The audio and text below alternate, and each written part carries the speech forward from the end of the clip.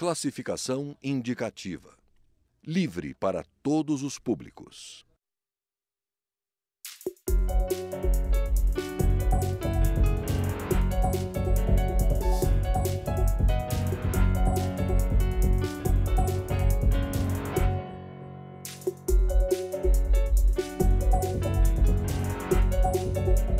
Olá!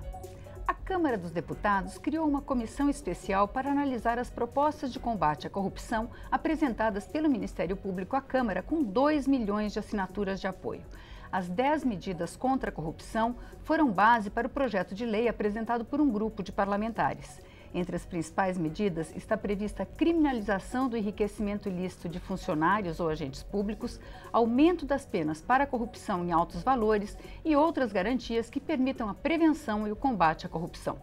Eu sou Vânia Alves e o Câmara Debate vai conversar com um dos signatários da proposta, deputado Antônio Carlos Mendes Tame, do PV de São Paulo, e Vadi Damu, do PT do Rio de Janeiro. Deputados, boa parte das medidas se dedicam a fazer uma campanha publicitária, não exatamente publicitária, não, mas de fazer uma campanha contra a corrupção. A gente sempre ouve falar do Brasil como o país do jeitinho. Existe uma cultura de corrupção no Brasil? O brasileiro é leniente com a corrupção, deputado Mendes Tame? Na realidade, o que nós queremos é mudar e começar um Brasil novo. Para isso, nós temos que ver o que vai mal. O que vai mal? Primeiro, e o que deu certo em outros países também, para não ficar tentando inventar a roda. Nos 10 países apresentados no ranking anual da Transparência Internacional, os 10 melhores países, 8 já foram muito corruptos. O que eles fizeram para se transformar nos melhores países hoje em transparência? E transparência é um dos elementos fundamentais para combater a corrupção. O que eles fizeram? 2 coisas.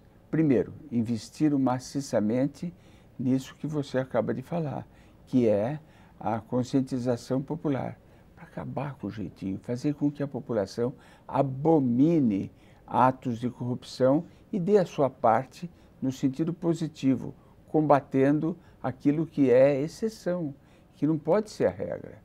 E a segunda coisa que esses países fizeram, eles mudaram a legislação, fizeram uma legislação nova que tapava os buracos, os tais vacatio legis, vazios legais, por onde os corruptos permitiam fazer as suas delinquências, e também atualizaram a legislação, fizeram penas mais pesadas, consideraram os crimes de alto valor como crime hediondos, protegeram as testemunhas, acabaram com a prescrição no caso de valores do erário, e, em suma, fizeram o que tinha que ser feito para combater a corrupção, que é o que nós esperamos, um país onde a gente tenha como regra a honradez, a decência, a dignidade, como regra, não como exceção.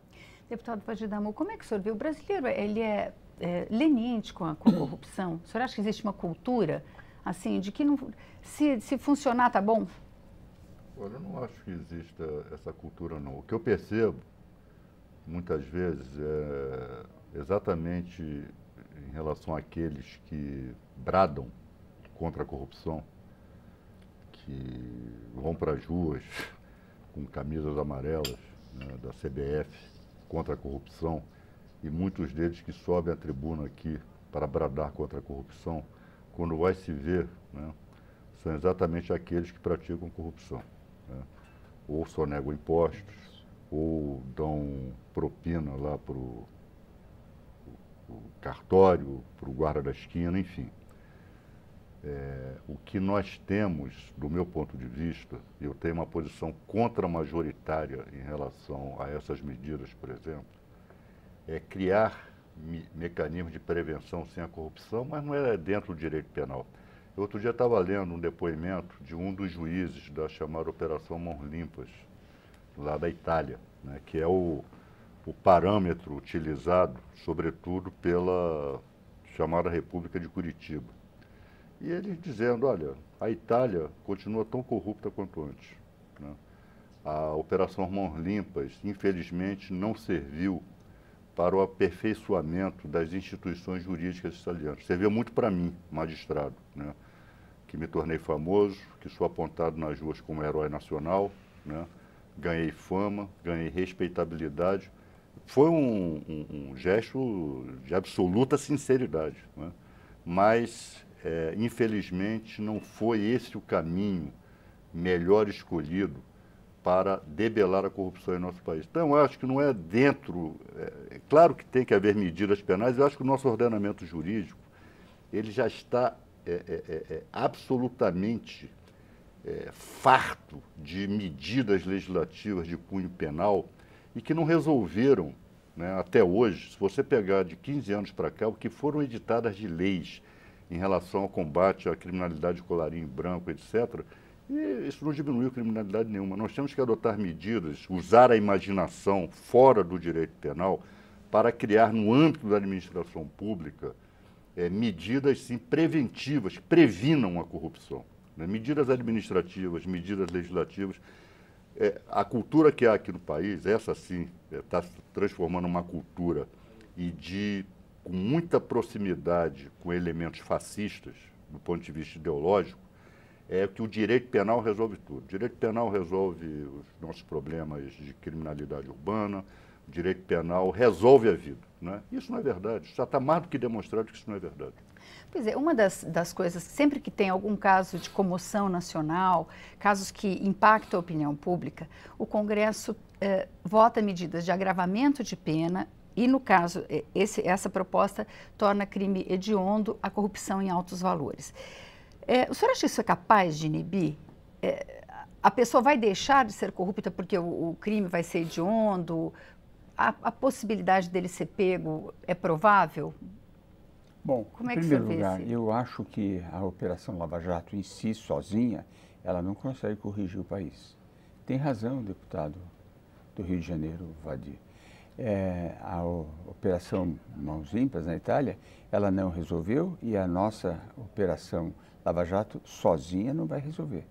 Mas ela é um exemplo para nós daquilo que melhorou paradoxalmente no governo anterior, que votou a lei anticorrupção e que penaliza as empresas também que tenham coparticipado de atos ilícitos. Ela cria a leniência que o governo está tentando acabar agora com ela, dizendo que quem pagou pode legislar, pode acertar de novo uma concorrência com o governo. Nós queremos que não, que aquela empresa que foi pega na leniência, que foi pega cometendo um ato ilícito, que cometeu a leniência, tudo bem, ela diminui a pena, a leniência permite que essa empresa diminui até a multa, mas ela não pode mais negociar com o governo. Ela está inabilitada nos 3 níveis de concorrer. Inabilitada por quê? Porque ela não cumpriu os preceitos da 8666 ou da legislação que permite as concorrências. Isso é fundamental e nós temos que acreditar que, tapando os buracos legais, que são muitos ainda no Brasil, nós estamos dando um grande avanço. Isso ocorreu em muitos países. Com relação a isso, esse pacote de medidas, ele prevê uma questão que ele resolve uma questão, ou pelo menos ele toma partido de uma questão que está em discussão aqui no Congresso. Quem é que pode fazer os acordos de leniência? Né? Segundo essa proposta, só o Ministério Público poderia fazer. Eu gostaria de saber como é que os senhores veem essa questão. E a proposta que tramita hoje prevê, no seu parecer, que ainda não foi votado, que o órgão interno do poder pode fazer esse acordo, o órgão de controle interno, e não o Ministério Público. Até porque o Ministério Público ele tem um viés punitivista. O que importa ao Ministério Público simplesmente é punir. Nós temos que prestar atenção, nesse caso aí da chamada Operação Lava Jato, as consequências, né, que isso tem gerado, por exemplo, na economia. Apuraram-se casos de corrupção, aplique-se a legislação, puna-se quem deve ser punido. Agora, você punir empregos, você punir a economia. A Odebrecht está tendo que demitir 50 mil empregados, não só por força do cenário econômico, mas por consequências diretas, exatamente dessa questão da obstacularização ao acordo de leniência, né? Então, isso não pode ficar exclusivamente nas mãos do Ministério Público, né? O Ministério Público, nós vemos aí as medidas, tem um viés punitivista. O que interessa ao Ministério Público é punir, está certo.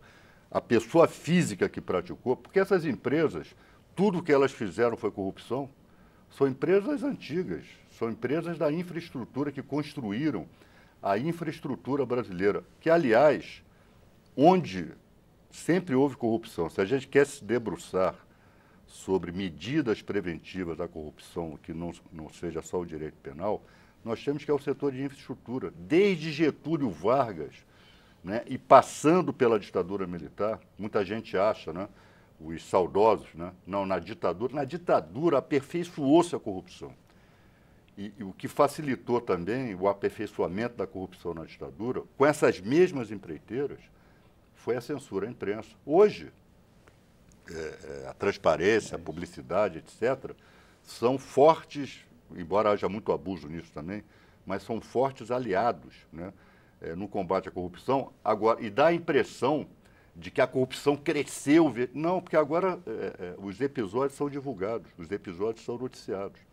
Então, por exemplo, um setor que poderia ser muito mais desenvolvido aqui no país, que é o setor de infraestrutura, ele talvez de todos os setores da economia brasileira seja onde a corrupção mais atue, né, porque é dinheiro vivo, aí é o dinheiro da propina, é o dinheiro... essas empresas têm uma lucratividade impressionante, né, e a farta distribuem dinheiros aí para as campanhas políticas, etc, etc. Agora, o que eu defendo, né, acho que o nosso ordenamento jurídico está perfeitamente capacitado para o enfrentamento penal com a corrupção, que nós precisamos agora, no âmbito do direito administrativo, no âmbito do direito empresarial, criar mecanismos de prevenção à corrupção, né? Vou dar um exemplo aqui para você. O que facilitou, por exemplo, na Petrobras, esse propinoduto que nós temos visto hoje, né? Foi um decreto da época do governo Fernando Henrique Cardoso, decreto do Fernando Henrique Cardoso de 97, flexibilizou as regras de licitação. Isso abriu as porteiras para que nós tivéssemos hoje esse quadro, né, de entranhamento da corrupção no âmbito da Petrobras. Bom, a gente vai fazer um pequeno intervalo e volta daqui a pouco. Até lá.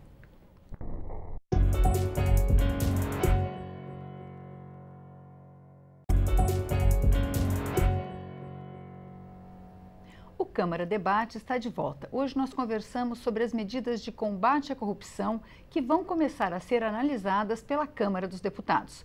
Nossos convidados são os deputados Vadi Damus, do PT do Rio de Janeiro, e Antônio Carlos Mendes Tame, do PV de São Paulo.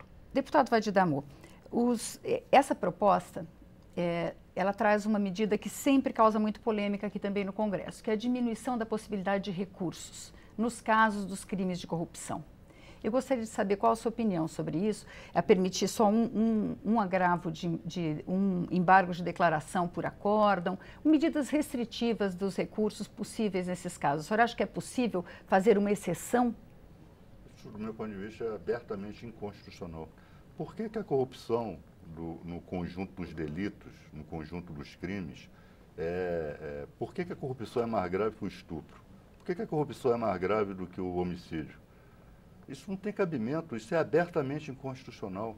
Isto, na verdade, tem uma inspiração, né, no direito penal do inimigo, né, que foi muito usado, por exemplo, na época da ditadura, e é usado até hoje, né? Elege-se o inimigo público número 1. Na época da ditadura, os chamados comunistas subversivos. Então, contra esses aí, vale tudo. Contra esses, não tem direito, não tem Constituição, não tem direitos e garantias fundamentais. Depois dos atentados lá nas Torres Gêmeas, lá em Nova York, né, em 2001, a questão da segurança internacional, em que os cidadãos eram convencidos a abrir mão da sua privacidade, das suas liberdades individuais em prol da segurança, de um conceito abstrato, né, de segurança. E agora, aqui no Brasil, nessa quadra, a corrupção, né? Claro que tem que ser enfrentada, claro, óbvio, como qualquer delito, como qualquer crime. Agora, nós separarmos a corrupção como um crime, né, e por que é crime hediondo? E aqui no Congresso Nacional, o que a Constituição mandou que o Parlamento fizesse foi definir o que é crime hediondo. Aqui não, vai se criando crime hediondo como quem compõe uma lista de supermercado. Né? Isso aqui é crime hediondo, isso aqui é crime hediondo. Isso não é o bom direito. Deputado Antônio Carlos Medistami, o senhor concorda que não se deve ou que deve-se diminuir o número de recursos e acelerar o processo? A Constituição brasileira diz que quando se trata de tráfico de drogas e algum bem do traficante de drogas é pego, é apreendido pela Polícia Federal ou por qualquer órgão, o governo tem o direito de expropriá-lo. Mas diz tráfico de drogas. Então, o tráfico de armas, tráfico de madeiras nobres, tráfico de material genético, tráfico de animais silvestres, tráfico de mulheres para escravas sexuais, não pode ser preenchido, não pode ser expropriado, não. Tem que fazer uma lei permitindo que o cidadão que mandou dinheiro para o exterior ilicitamente, porque se ele não declarou é ilícito, é obrigado a declarar.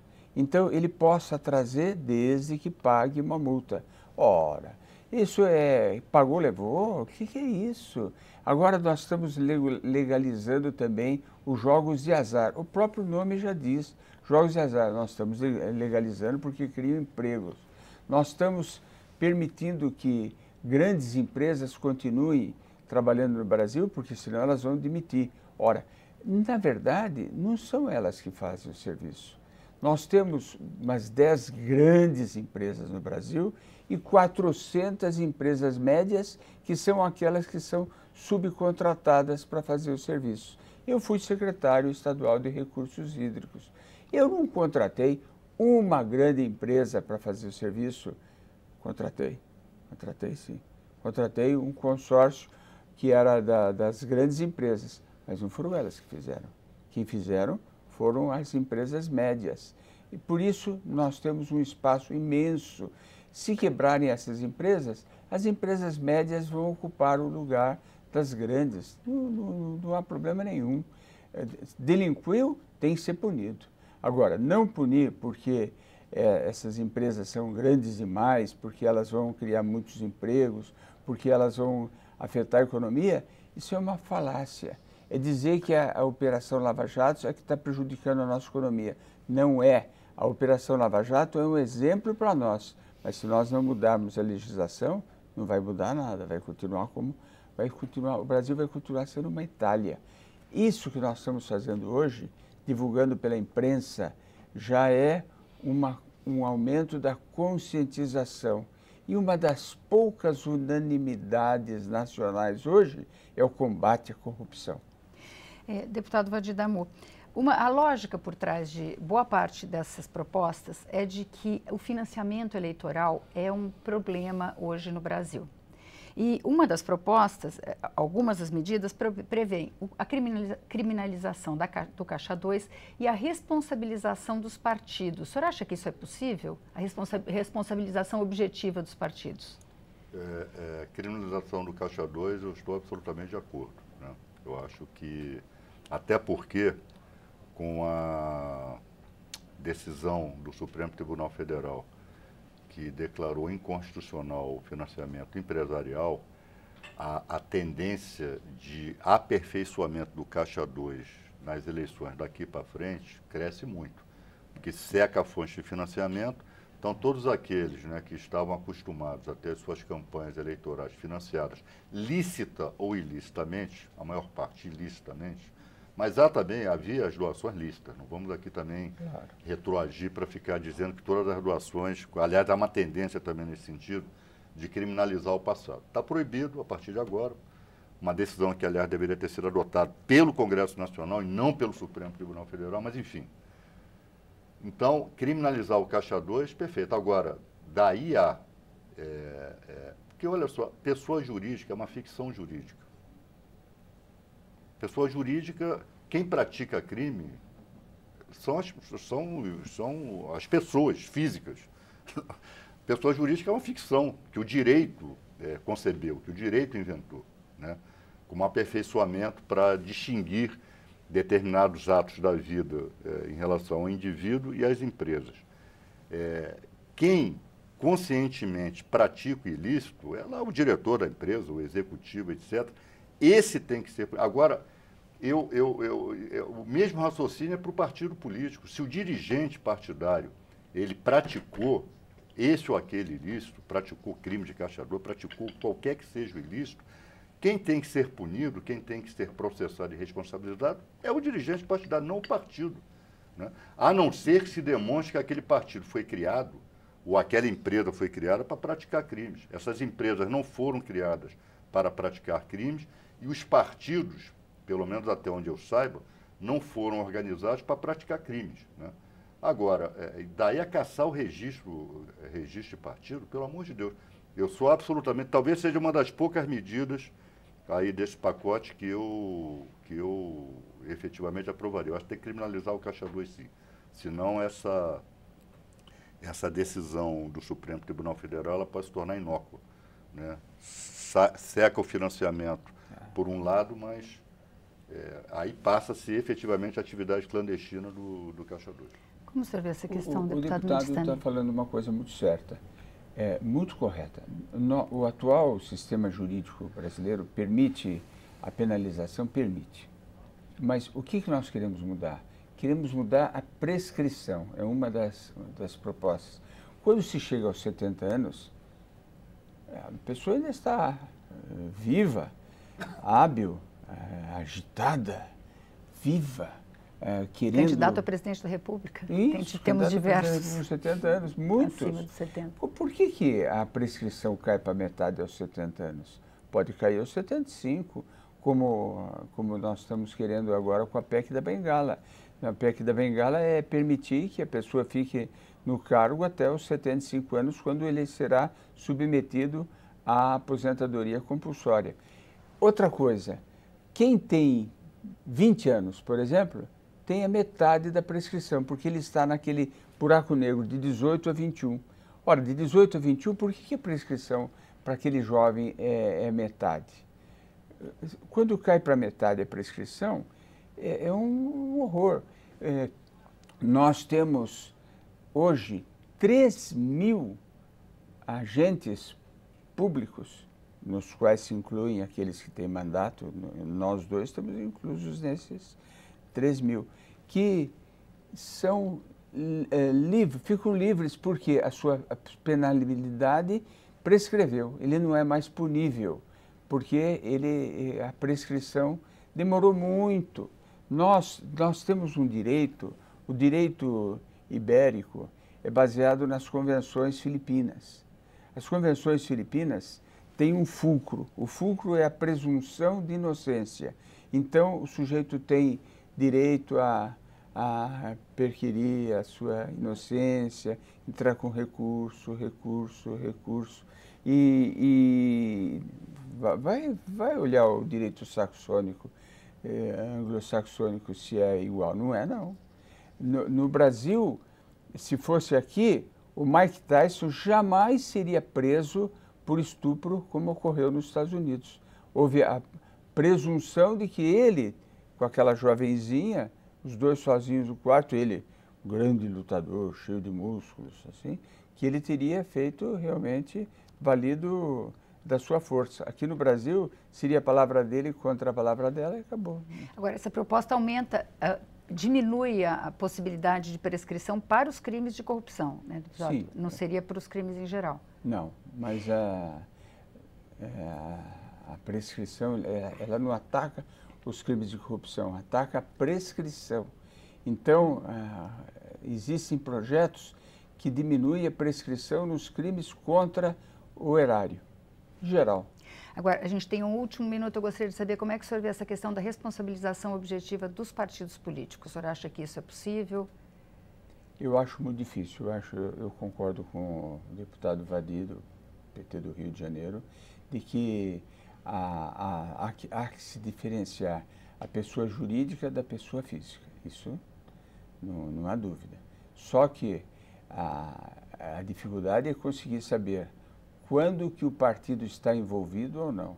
Isso é uma coisa subjetiva e toda vez que nós entramos no âmbito da subjetividade, nós estamos criando uma situação que dificilmente nós conseguimos colocar na lei, nos frios termos da lei, frios, na frieza da lei. E com isso abre-se um espaço para o juiz. O juiz julga. Na subjetividade é ele que vai julgar. Um minuto, deputado, para encerrar, sobre essa questão do combate à corrupção. Me preocupa muito essa visão ideológica de que hoje nós temos o nosso maior mal é a corrupção. Isso não é verdade. O Brasil é um país em construção, o Brasil é um país em construção em todos os aspectos, inclusive da sua democracia. Nós temos problemas gravíssimos aqui no âmbito da educação, no âmbito da saúde, no âmbito da pobreza, né? A corrupção é um dos nossos males que deve ser enfrentado, deve ser debelado ou deve ser minimizado. Agora, nós não podemos estabelecer uma cruzada contra qualquer coisa, né? Esse caráter de cruzada contra qualquer bem de vida, né? Contra qualquer, seja antes era o terrorismo, agora é a corrupção, passando pela criminalidade urbana, isto só nos aproxima do autoritarismo e de aspectos fascistas de excepcionalidade do nosso ordenamento jurídico. Muito obrigada, deputado Vadir Damun. Muito obrigada, deputado Mendes Tame.